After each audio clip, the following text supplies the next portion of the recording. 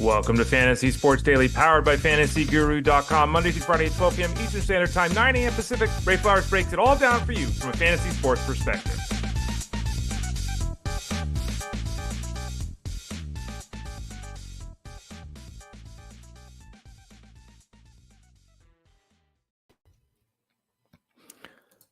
Hey there, everyone. Ray Flowers of FantasyGuru.com. We got the camera fixed. Woohoo! You no longer have to see the wall behind me. You can now just look at the green screen, which is the way it's supposed to be. So thank you for putting up with me and sticking with us here at FantasyGuru.com. This is Fantasy Sports Daily, powered by FantasyGuru.com.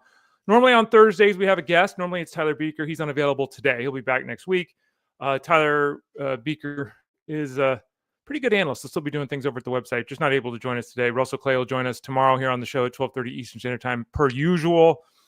So what are we doing today? We're talking some football, but just kind of tangentially. We're going to talk about the release of the football product 2025. We'll talk about that a little bit, but the majority of the show will be spent on baseball today, and we'll see how this goes. We'll also have a Rays Ramblings piece up over at FantasyGuru.com. We'll have the Rays Plays up. Now, the Rays Plays, there are 5 games on the evening slate. I live on the West Coast, for those people that don't know that. Therefore, I do the evening slate. There are 5 games on the evening slate. One of them has 100% chance of rain. The other one's got 70% chance of rain. So I'll see about putting this thing together today. If you're playing DFS today, you know that it's a really small slate in the evening. And if it's less than 5 games, we don't recommend you play a cash game scenario. So keep that in mind when you're putting a lineup together. If you are, also keep in mind the weather. Again, one game with 100% chance of rain. We'll talk about this in the article, but not feeling really good about that slate right now. So maybe wagering is the way to go tonight for you at FantasyGuru.com. And if that's what you're thinking about doing, actually getting any of the baseball product at FantasyGuru.com, now is the time. All 3 products, one low price, $75 the rest of the season. All the way through the regular season, all the betting, all the seasonal coverage, and all the DFS coverage. So you get cheat sheets, you get breakdowns, you get my Rays Plays Monday through Friday, or at least, most days Monday through Friday. Really, if there's a 5-game slate, you're pretty much doing it. And you get access to Discord room to ask, hey, is this the right lineup build or whatever? Obviously, at the seasonal, we do this show. We also have Rays Ramblings pieces up all the time. I update the full rankings list the first of every month. I'm answering questions on a daily basis, 20, 30, 50 questions, depending upon what comes in. Over in the Discord room, we have, rookie reports. We've got the closer grid that updates all the time. And then the wagering piece. We talked about this last night. For those of you who were listening to the show last night, we were 3 for 4 yesterday. So pretty good night, especially when we had that rain out between the Braves and the Nationals yesterday, which is disappointing because we had some good action, I think, in that game. But the bottom line is everything we do over at FantasyGuru.com, myself, Scott Bonder, Chris Rose, MLB Model, Rob Povia, Patio Joe, on and on and on. The crew really helping over there at FantasyGuru.com, Brett Woj. So check us out there. One low price. Click that subscribe tab in the top right corner of the page. What are we talking about today? Well, there it is on the screen. A lot of baseball. Adley, Rutschman, Torkelson, Yelich, Elly, Cruz, Jake Berger, who's suddenly hot. Brett Baty, who's suddenly hot too. Update on Mike Trout. Nick Kurtz said it's a couple home runs. George Kirby returns to our lives. Ryan Yarbrough, Tomoyuki Sugano, Brandon Woodruff, Andrew Painter. Who are these guys? We'll talk about them here on the course of the show today. This show is Fantasy Sports Daily, powered by FantasyGuru.com, Monday through Friday, 12 o'clock Eastern Standard Time. We go about an hour a day, usually Tuesday, Wednesday, Thursday, Friday. We have those guests. Again, Tyler Beaker will be back next week. Russell Clay will be with us tomorrow to talk some football. We also have the Elite Sports Game Time Show. That's Monday through Friday from 3 to 6 Eastern. On Sirius XM Fantasy Sports Radio, that's Jeff Mann's show. I am with Jeff on Wednesdays. That's why I'm not here. Justin Fensterman hosts here while I'm over with Jeff on Sirius XM. And then finally, the Elite Sports Game Time Show is 8 to 10 Eastern, Monday through Friday. That's Justin and I going through the live action. So that means we talk some basketball. There's a couple of games, usually one game at this point going on with basketball with the playoffs getting condensed. We talk about a good deal of baseball every night on the show, so check that out. Next week, programming note, I'll probably mention this again tomorrow. Jeff Manns is taking a vacation next week, so the Elite Sports show with Jeff Manns next week is not going to take place. But the Game Time show, normally 8 to 10, will shift into the 3 to 6 p.m. time slot next week. So though Jeff won't be here next week to do the show, he'll be taking that family vacation. Justin and I will be on 3 to 6 next week. So we'll talk about that a little bit more tomorrow. Okay, let's talk a little bit about what's going down in the world of football. There it is on the screen. It is time, folks. It is time. The fantasy football product at fantasyguru.com is now available to purchase. It is not live yet. Technically, it goes live on June 2nd. So we got about 10 days till that goes. Jeff Mans has said it goes live on June 2nd because that's Monday. Is that right? Let me verify that. June 2nd. June 2nd is Monday, right? Yes, it is. Jeff says everything's going up on June 1st, Sunday. But technically it's June 2nd. So I think you get a little bit of a preview there on June 1st. But the bottom line is the product is now available. You go to fantasyguru.com, click that subscribe tab in the top right corner. You can see it there on the screen. And as it's noted, the NFL product for the season for 2025 is now available to purchase. It'll start again rolling out on June 1st, 2nd. We have, for whatever reason, early bird pricing is last year's price point. So it's never going to be cheaper than it is right now unless something crazy happens, and I don't think that's going to be the case. So if you want to get involved with us for the seasonal coverage over at fantasyguru.com in 2025 for football, boom, get it now. Lowest price you're going to get. And as you can see there, it includes the draft plan, all the rankings projections, preseason content, seasonal content, best ball coverage. We have best ball rankings that'll be available. You can talk about that in Discord, 24/7 Discord access. We'll have the Draft Hero League Sync product that I know a lot of you like, waiver wire reports, all that kind of good stuff. So check that out. We also have the release of all of the products for football right now. And this can get a little complicated, but basically there are 5 categories.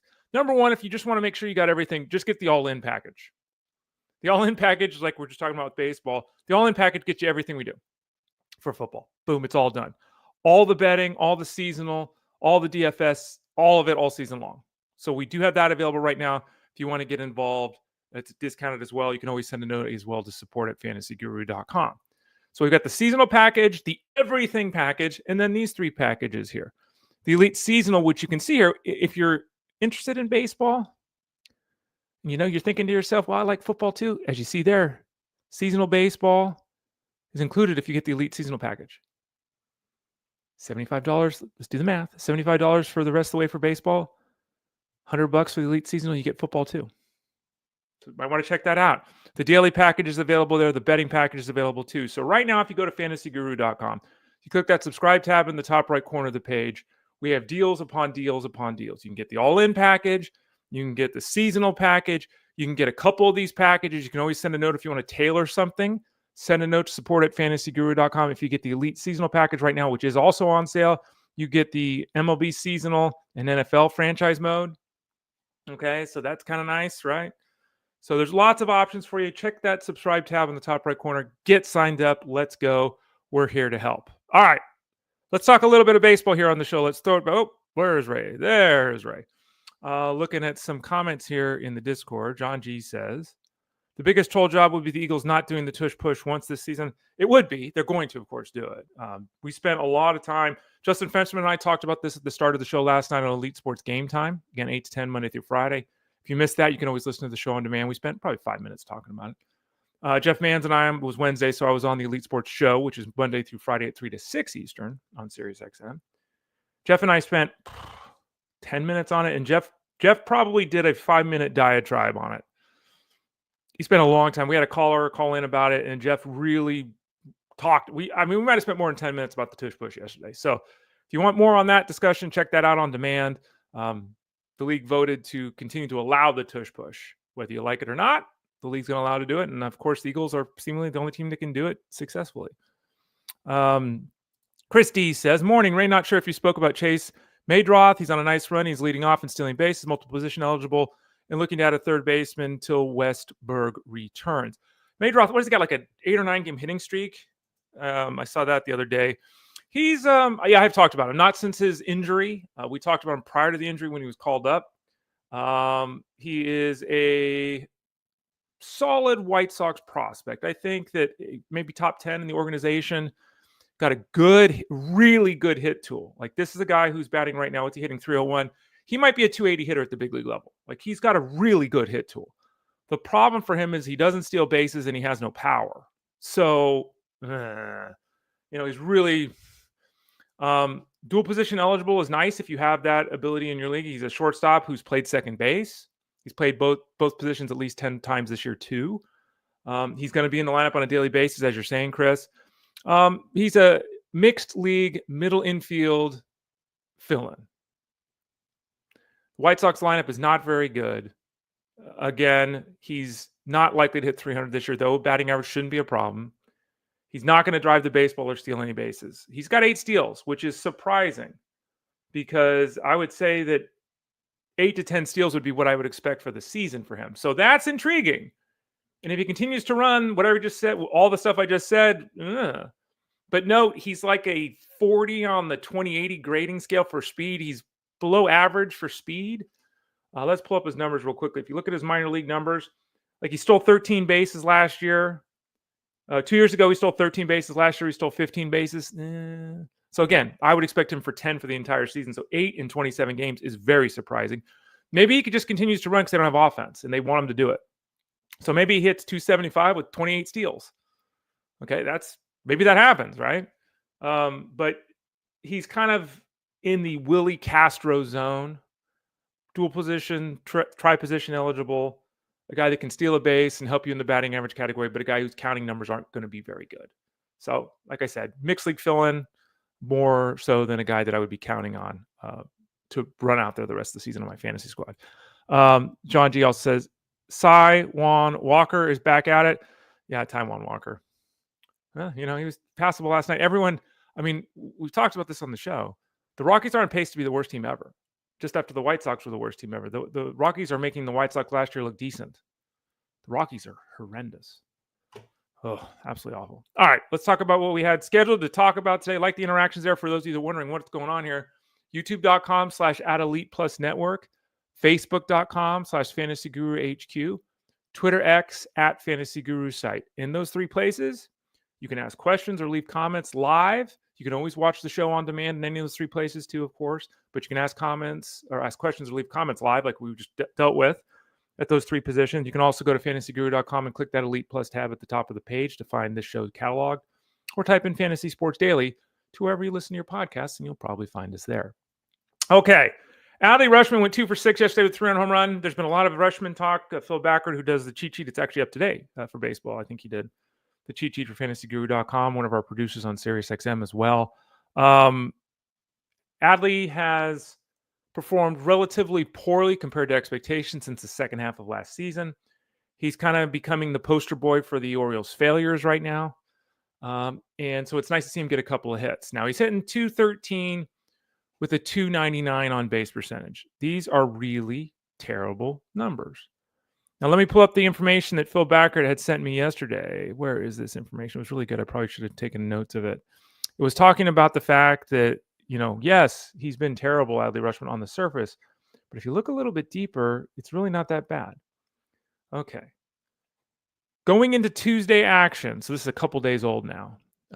But his expected slugging versus his slugging, there was a huge gap. His expected batting average versus his expected average, huge gap. The gulf between his WOBA and his expected WOBA, so what is really happening versus what the batted ball data suggests should be happening. The gap there between those 2 numbers is the 10th highest in the league. So in theory, that would suggest that he is one of the 10 most unlucky hitters in baseball. And that's the thing we talk about all the time on the show in the evening with Justin Fensterman. Justin says, let's go under the hood. That's how he terms the phraseology there. And what that means is we're going to look beyond the fantasy production of a player.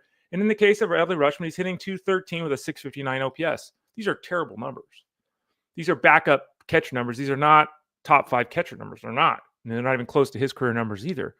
But if we look a little bit deeper, his walk and strikeout rate are almost identical to his career level. His batting average on balls in play is 233, laughably low. His exit velocity is higher than his career mark, and in fact, would be the best mark he's ever had. So he's hitting the ball on average harder than ever before. His launch angle is half a degree off of his career normal. So he's totally fine there. His barrel rate of 9% would be a career best. His hard hit rate of 38.8% would be a career best. So he's never hit the ball harder on a more consistent basis. He's never hit the ball harder on a higher rate. And he's never squared the ball up for a barrel more than he's doing right now. So how is it that a guy who's an all-star caliber performer is performing better than normal and the numbers are worse? This is why it's important to do the deep dive into players, because if we just look at the surface numbers, we get frustrated. We do the rage drop thing. We trade Adley Rutschman, make some awful, here, give me Dalton rushing. The numbers are strongly suggestive that Adley Rutschman is doing just fine, that he will be much better moving forward than he has been to this point, and that he's a prime buy low candidate if someone in your league is nervous. So keep all that in mind when it comes to Adley Rutschman. Spencer Torkelson went 2 for 2 yesterday with a double, a couple of walks. Torkelson, and it's really interesting. Torkelson had about 1,000 OPS his first 21 games of the year. The next 21 games of the year, the OPS was about 630, right? So really bad. And that's not surprising because overall Torkelson's numbers are still pretty good. He's hitting 250 with an 889 OPS. Like, that's who Spencer Torkelson is, right? We talk a lot of times about understanding who players are. That's who Spencer Torkelson is. Last week, though, he got a home run, 5 RBIs, hitting 300. I'm really interested in a player like Torkelson who has gone through struggles, has come back strong from struggles, starts the season incredibly hot, goes into a little bit of a funk, but then starts to rebound again, right? This is the sign of a everyday player in the major leagues, a guy that, does the ebb and flow with the production. He fights through some injuries. He fights through some struggles offensively. He understands what pitchers are trying to do to him, starts making adjustments. Really like what I'm seeing with Torkelson, and he's looking like he's got a legitimate chance, as I've said previously, of returning to being the guy he was a couple of years ago.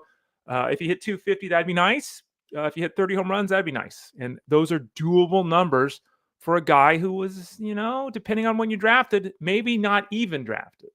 Spencer Torkelson doing a really good job here for the Tigers. Ke'Bryan Hayes had a double, a walk, scored a couple of runs. I wanted to mention Ke'Bryan Hayes just because I can't remember the last time someone asked me about Ke'Bryan Hayes. When's the last time you asked a question about Ke'Bryan Hayes? Have you ever even looked at Ke'Bryan Hayes on the waiver wire? Ke'Bryan Hayes, when he came up, was supposed to be a Gold Glove caliber defender who was going to hit, 285 and blast 20 home runs every year. The defense has been good, but yikes. Just the offense has never been there. He's on a team that will allow him and the Pirates when healthy, which has been a struggle with him too, staying healthy. But he's on a team that's going to allow him to play every day. The problem is he's playing every day and he's just not doing anything. He's got a 614 OPS, which is better than the 573 OPS he had last season. This is really bad. And though he didn't sign a huge contract, for the Pirates, he signed a big contract. He signed an 8-year deal for $70 million. And that contract runs through 2029. And, so Ke'Bryan Hayes, there are moments every year, just like with most players, there are moments. And if you happen to catch the wave on the way up, maybe.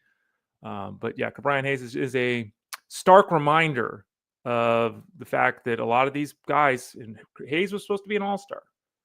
A lot of these guys that we really love and we hope and dream on just don't ever really get there in the fantasy space. Christian Yelich had 4 groundouts and a strikeout yesterday. I've spoken about Christian Yelich to multiple people in the Discord room over at fantasyguru.com. And the fact is that he's just not right. Now, the good news is he's playing every day. So physically, back, those kind of things, he's playing every day, but he's been the DH 42 times. He's only played the outfield 6 times. So the team has been very cautious with him. And unfortunately, even being cautious with him like that, he's just not doing anything. He's hitting 184, and people are very nervous with Christian Yelich, which is warranted given his production. His walk rate is the lowest it's been since 2018. His strikeout rate's the highest it's been since 2020. So those are 2 numbers that aren't great. You're driving the baseball a little bit better. We can deal with that. Is he driving the baseball better? Obviously, the answer is no. His isolated power mark is down. But worse than that, let's look at some of the batted ball data with Christian Yelich. His exit velocity number would be his lowest mark ever. His barrel rate would be his lowest mark since 2015.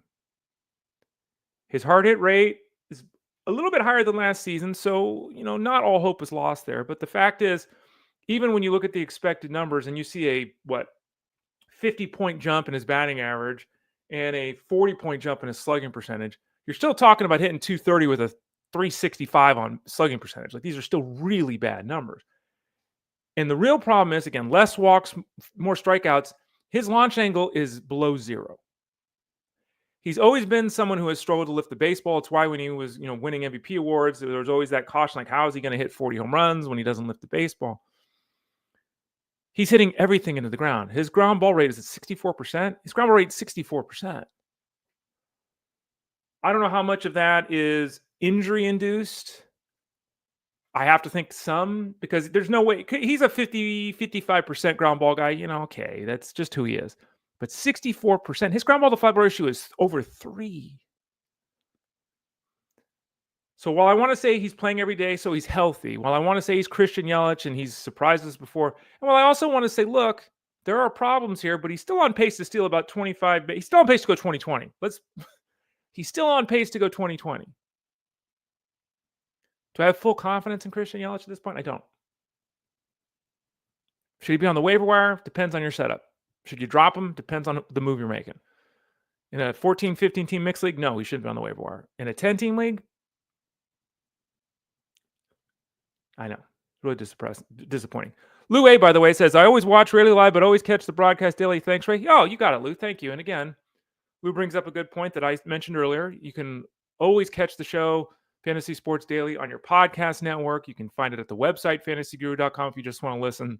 And if you want to watch, facebook.com/fantasyguruhq, Twitter X @fantasygurusite, and of course on YouTube at youtube.com/@elite+network. Thank you, Lou. Elly de la Cruz went 0-for-3 yesterday, and in the month of May, Elly de la Cruz is hitting 182. All right, so let's look at let's break him down a little bit, since we got some time today with the lack of game action here and no football guest. Elly de la Cruz has got 8 home runs and 16 steals. So Elly de la Cruz, look at him, 150 games played. He played 160 last year. He hits 24, 25 home runs, exactly the same as he did last year. And he steals 45 or 50 bases, which is below the 67 of last season. If he were to go 20-45 this year, some people would view him disappointingly. I wouldn't, but some people would. How many people go 25-45 on a consistent basis? Keep that in mind. Batting average last year is 259. This year it's 242. What was the concern we talked all about with Elly de la Cruz last season? And when I say concern, let's be realistic here and contextualize this. People were worried that Elly de la Cruz, and this was a growing trend last March, that if he struggled early in the year, he could get demoted. That's what the fantasy universe was talking about with Elly de la Cruz. We at fantasyguru.com didn't say that. We had O'Neal Cruz and Elly de la Cruz as the cover boys of our magazine or our draft guide product. So we were not in that boat. Interestingly enough, this season, he's cut his strikeout rate again. It was 34% as a rookie. Last year it was 31%. Remember, over 30% is really bad. Really bad. This year, it's still not good, but it's 29%. So he's pulled back for the second year in a row in a strikeout rate. This is what we want to see. These tiny incremental improvements. If 3 years from now, that strikeout rate is 25%, like, wow, right? Even at 28%, 28, 29% versus 34%, that's a huge difference. Doesn't sound like a lot, but it's a huge difference. So that's good. Batting average of balls in play is down a little bit for him. It's still over 300. It's 313. It's a little bit low for him. Maybe that number creeps back up again. He hits the ball hard. He's fast. Guys set their own baselines there. So maybe he gets a little bit more there. But the real issue with him, much like we were just talking about with Yelich, is that he's not lifting the baseball. Last year, his launch angle was 10%. Love it, 10%. That's fine. Perfect for him. Go for it. This year, it's 5%. And again, I don't necessarily, like when Vladimir Guerrero does this, it's not good because Vladimir Guerrero is going to hit balls on the ground and he's not going to beat him out. He's just not, getting singles from Vlad. He's not extending. He's not going to second base. He's not taking the extra base. He's not doing those kind of things. Elly de la Cruz hits the ball on the ground, runs really fast, beats the ground ball out. Then he steals second base. Like, I don't mind Elly de la Cruz having the number stay 10%, but 5% is really low. And as a result, he's got a 57% ground ball rate. That's going to impact his ability to go deep because he's just not hitting as many balls in the air. And that's why we're looking at him right now and thinking 25 home runs is probably top end right now, unless he starts lifting the baseball more. Could he see his batting average go from 240 to 260? Yeah, but there's still a good amount of strikeouts. So the bottom line is, I think, kind of the same thing with Elly de la Cruz. He is who he is. He's a star level player. There's going to be stretches and streaks. There's going to be power.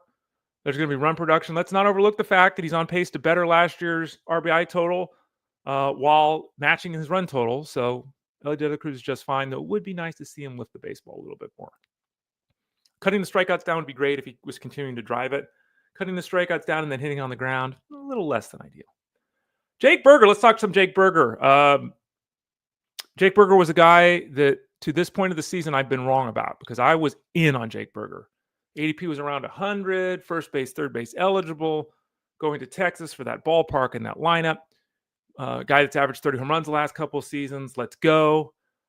Jake Burger was then somebody who struggled early in the season, got demoted, shockingly. In shallow leagues, people had to drop Jake Burger. In a 10-team league, you're not keeping Jake Burger when he gets demoted. Now, the problem is those same 10-team leaguers are picking him back up now because he went 3 for 4 last night. He actually stole a base, which might be a bigger storyline than the 2 home runs he hit. But I think he's got, 4 home runs since he's returned? Let's look it up real quick. But the fact is that Jake Burger, he was hitting 7th, 8th last night. He was down in the order. What am I looking at? What was I trying to look at? Oh, let's just pull it up. What did he hit last night? He was hitting 7th last night. 2 runs scored, a couple of solo home runs, stole that base. He now has 3 home runs in 6 games. 3 home runs in 6 games, and he's got 6 RBIs in 7 games since his recall. He's been really good. And if you look at his numbers now, and this is how these things can change relatively quickly. You look at his numbers now, all of a sudden he's hitting 227. He's a career 248 hitter. So another week like this, he's pretty much back there, And this is the guy that he can be. Is he limited? Yes. Will there be slumps? Yes. Is he sexy or exciting? No. If he's on the waiver wire, should you add him right now? Yeah. I mean, you really should. He's in a nice groove, and I think they face the White Sox this week, next series, right? Let's pull that up to verify that. Yeah, they face the White Sox. Sean Burke, Jonathan Cannon, Davis Martin. Okay, but let's get Jake Burger active. So Jake Burger coming on strong after that terrible start to the season for him. Let's hope it continues. Brett Baty went 2 for 4 last night with 3 RBIs and a stolen base. And this is really starting to get interesting for the Mets. Mark Vientos, who was so good last year, has not been good this season. Ronnie Mauricio down on the farm. Every day I'm seeing him with the highlight of hitting some ball 105 miles an hour and hitting home runs. He's coming back from his knee injury, and all of a sudden he's really hitting the baseball hard. And there's only so much time they can keep Mauricio down on the farm because I'm going to say he's more talented than Brett Baty. There's only so much time they can keep him down on the farm if he's doing what he's doing down in the minor leagues. Brett Baty 2 for 4 there. Brett Baty all of a sudden, he was demoted too, and he now is pushing Mark Vientos hard for a spot in this daily lineup.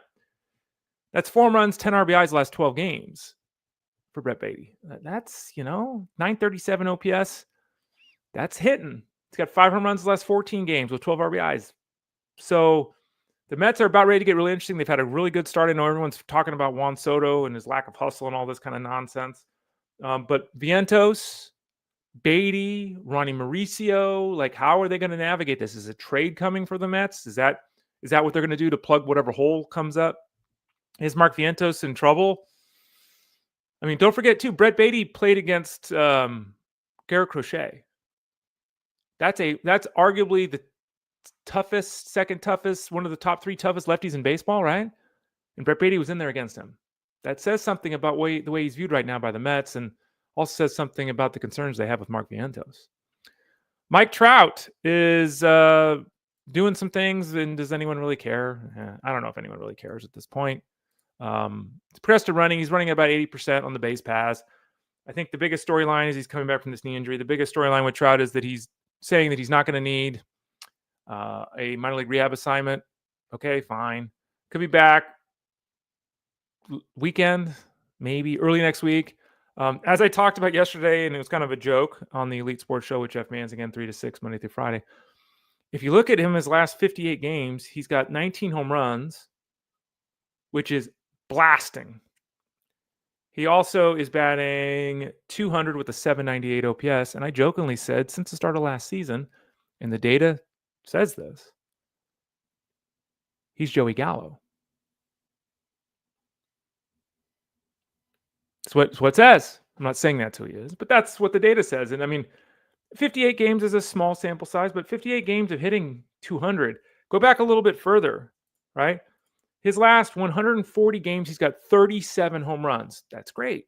He's got 10 steals too. Okay, that works. 35-10 for a season of 140 games. We'll take it from Mike Trout. It's also hitting 237. So we'll see. He's trending toward returning. Obviously, if you've got Trout, you get him back active when he's out there. The Angels would love to see him back out there, and it sounds like it's a week or less away at this point as he comes back from the knee injury. That's kind of become chronic at this point. Nick Kurtz hit a couple of home runs last night for the Angels. For the Athletics, they fell to the Angels last night. But Kurtz finally starting to do some things here. We talked about him early this week, late last week here on the show, and the fact that he just wasn't producing. And, it's 25 games into his season this year. Don't forget he played, 32 games in the minor leagues before he was promoted. This guy's played 70 games as a professional, 60 games as a professional, like really small sample size. 35% strikeout rate is terrible, but slugging percentage is up over 400. The batted ball data, pretty good, at least better than average. I think that, this is a guy that is starting to trend upward. Has to make better contact. At the end of the day, that's got to make better contact. We all expect him to, but that's the issue he needs to overcome at this point. Speaking of the pitching, George Kirby's going to make his season debut against the Astros today, coming back from the shoulder issue. Great news. We've been without Kirby all season long. He's one of the better right-handed pitchers in baseball. We all know that. Do keep in mind that he only threw 10 innings and 3 rehab starts, so I don't even know for sure if he's going to be able to go 5 innings today. We'll see. He also did a good job with velocity and limiting the walks, which is his game. But he did give up 8 runs in the 10 innings. So am I starting him with confidence against the Astros today? No. Would I even start him against the Astros? I guess it depends on your setup and all that. And I probably would. But again, I'm not sure he goes 5 or 6 innings. I'm not sure how much success he's going to have. The Astros don't strike out much. But that's a team that, can be held in check, if you will, by a guy like George Kirby if he's rocking and rolling. The good news is he's back. We'll get a good handle on how he's doing today. And then we'll be able to hopefully rock and roll with him moving forward and get 19 starts out of him the rest of the season or something like that. Tomoyuki Sugano pitched 6 innings, a 2-run ball against the Brewers. He's facing the Cardinals next. That's not a matchup where you run for cover if you got a pitcher. Sugano is saving the Orioles pitching staff. I mean, it's not really working because their staff is all beat up with injury. But the point is, he's made 10 starts with a 3.1 ERA. That's as good as anyone could have expected him to do. And he's bringing it. Now, he's got 32 strikeouts in 58 innings. And here's the problem, as we're well aware with this style of pitching. Number one, that this doesn't work. There's always a Jamie Moyer. Maybe Sugano's the new Jamie Moyer. I mean, he's about the same age. How old is Sugano? He's 36 years old in a couple months. Maybe he's the new Jamie Moyer, right? But a 14% strikeout rate, strikeout minus walk rate, which one of the keys to success in pitching, if you just have to look at one thing real quickly. League average was 14% last year. His strikeout rate is 13.8% this year. His strikeout to walk ratio is 9.5%. A single digit number there is not good, but a 13.8% K rate. I mean, ideally we want our pitchers to be at 25%. He's half. Just doesn't miss bats. 225 batting average balls in play. Good luck sustaining that. It's not going to happen. 87.5 left on base percentage. Good luck sustaining that. It's not going to happen. It's not happening. That's less likely to happen than him sustaining the batting average of balls in play. It's not happening. Now, you look at the home run to fly ball ratio, it's 13%. Basically league average, 12%, that kind of thing. But his home run rate is 1.5 because he gives up fly balls. The bottom line is Sugano is I should close both eyes. Close your eyes and stream with extreme levels of concern because he's never going to go out and dominate an opponent. And the data suggests that anytime he goes out there, a beating could happen.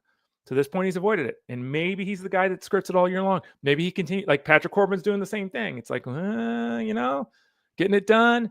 I'm more certain in the case of Sugano that the ratios will change. Whip's 102. Been fantastic. But I would be concerned, though, again, the Cardinals matchup is not one that's dangerous. If you've ever thought of continuing to use saves league, even though I say all the time it's dumb. If you thought of continuing using wins, even though I've continued to say forever it's dumb. Look at what happened yesterday to Jhoan Duran. He came into the game. blew the game for Joe Ryan. So Joe Ryan didn't get the victory. So Duran blew the game, got a blown save, but then hung on to get the win.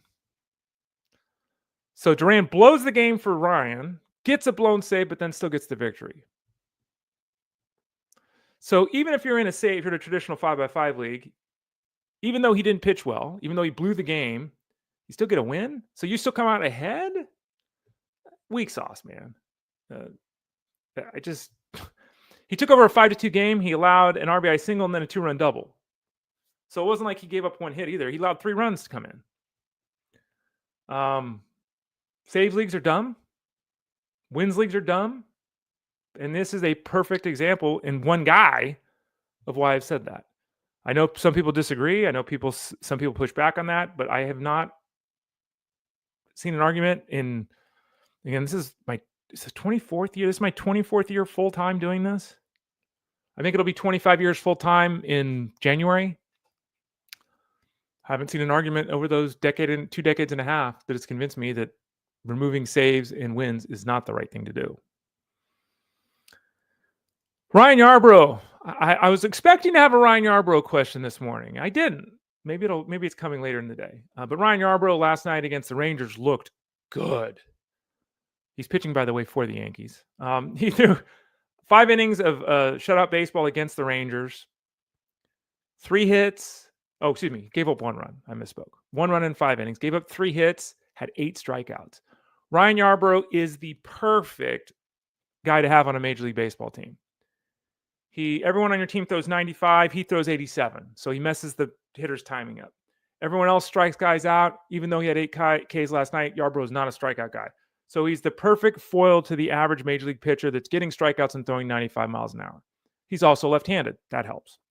Yarbrough can also relieve as a bulk reliever or as a starter like he was last night. So he's really a really effective guy to have on a Major League staff. And that's why he's hung around for a long time despite not being great. Way back when, for those people that remember, if you've been with me for a long time, thank you. Ryan Yarbrough was actually, I think, our breakout pitcher of the year in 2020. That was the year. It was written before COVID happened. So he's the kind of guy, and I said this in the article, I'm pretty sure, he needs to make 28 starts for this to work. He doesn't have the strikeout ability, right, to be someone that can have a season like Brian Wu last year, and really have a breakout campaign. And then we had COVID, and he made like 11 starts or whatever it was. But he's a really effective pitcher without being sexy or good. He profiles no differently than Sugano. Remember what I just said about Sugano? Saying the same thing here about Ryan Yarbrough. He's not a strikeout guy. It's really surprising he got the strikeouts last night. He could make a 2-start week of it next week if he remains in the starting rotation for the Yankees. The problem for that is he faces the Angels and the Dodgers. The Angels are suddenly hot winning baseball games. They could have Mike Trout back by then. The Dodgers, of course. So that'd be a revenge game for Yarbrough, who was on the Dodgers for a while. So be cautious if you're picking Ryan Yarbrough up, especially if you have to play him. If you pick him up, because if he's making 2 starts against those 2 teams in California, don't know if you really want to be using him. Brandon Woodruff threw 4 shutout innings as he comes back from a shoulder injury, but he's technically out for his ankle right now. I don't know what's going on. 4 shutout innings. He threw 59 pitches. We don't know yet if his next start is coming in the bigs or if he's going to make one more start in the minors. I feel like I've said he's going to make one more start in the minors like 5 times on this show. They clearly are not rushing Brandon Woodruff back to action.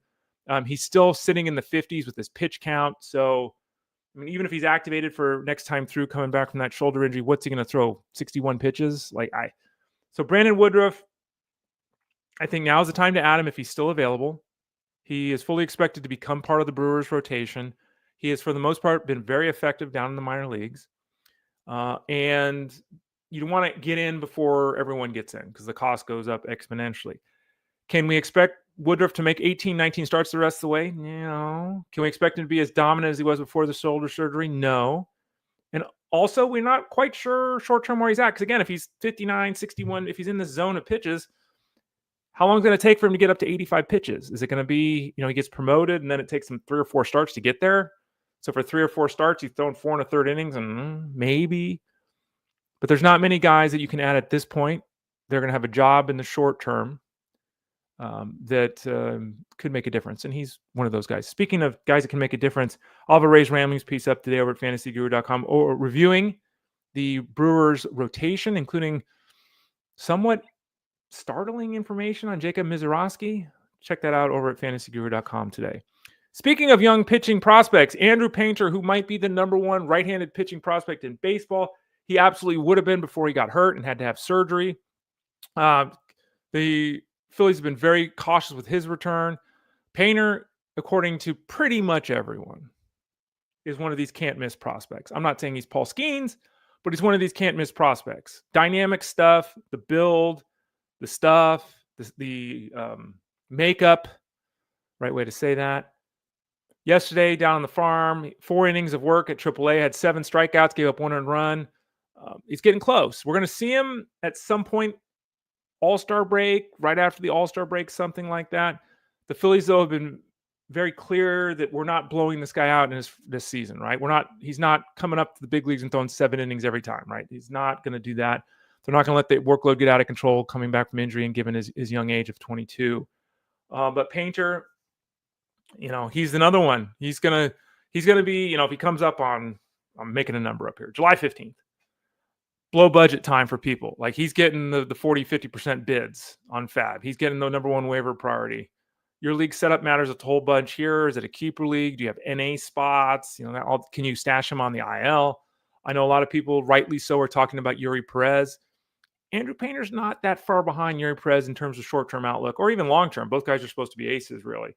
We had a lot of discussion about Yuri Perez, not a lot about Andrew Painter. Maybe we should be having a little bit more about Andrew Painter. But looks like he's going to need a couple more outings, maybe another month or so. Maybe we see him in the big leagues without any setbacks at that point. So something to keep in mind.